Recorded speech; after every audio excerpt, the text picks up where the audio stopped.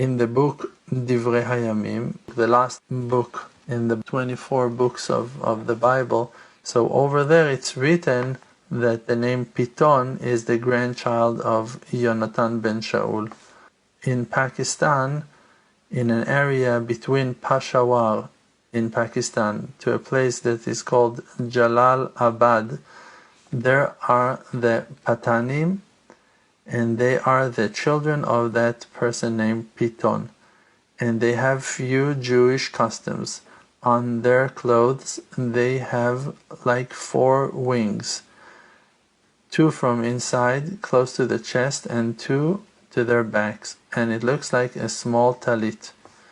And they're putting white strings, 2 in every one of those wings, and they have side curls.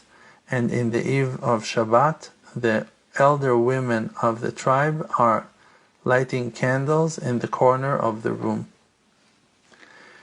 Between the people who lives in that tribe, you have people who calls themselves Afriti. And who are they? They are people who claims to be from the tribe of Ephraim. Afriti from the tribe of Ephraim.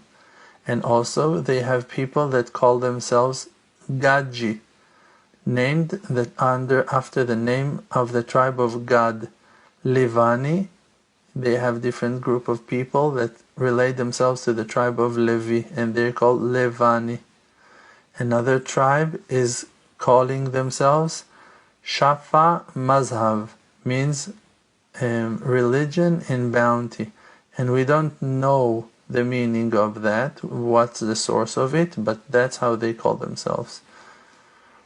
Another tribe is calling themselves Shimoni, from the tribe Shimon, and they live between the city of Maimana and Shabarkan, between Okacha and the city Mazar, and over there people lives in tents, and they had one room that was closed, and people were afraid to enter to that room. And one time a Jewish person went through their village and asked them if they are willing to allow him to open the door, and they told him that if he is not scared to enter to that room, so he can do that, but they are afraid to. And he went in and he found a whole Bible written on cloth, on leather, like the Jewish people. So they had an old ancient Sefer Torah, a Bible that was written on cloth, on leather. A young person came to me and told me that around 30,000 Jewish people lives close to the city Habat Abad, that is close to Ahur and Peshawar. Today it's called Pakistan. And in Friday afternoon they're closing the gates of their neighborhoods, and in Saturday they rest and they don't work. When they have arguments between them, so elder people of their community are meeting on Saturday afternoon in the large open yard over there. It's like a Jewish court. It's a testament that is showing that they have some kind of Jewish court. And they have a room that his door is closed on lock, and people are afraid to open that door. And everyone is kissing that door and goes to his home.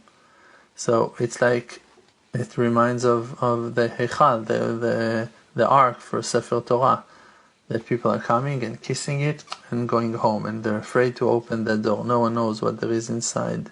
And the women, in those days, they have period. So if a man was coming close to a woman with period, so in Shabbat he will need to be separated from the public and to be like isolated. In the eve of Shabbat they're lighting candles, and they're not getting married with people from different villages that are not from the same tribe. They have a special cemetery that all the dead people of their tribe, they bury only there. And they're putting in the grave their dead, wherein their heads are to the east and their legs are to the west, like the Jewish people. So they have that tradition, you see.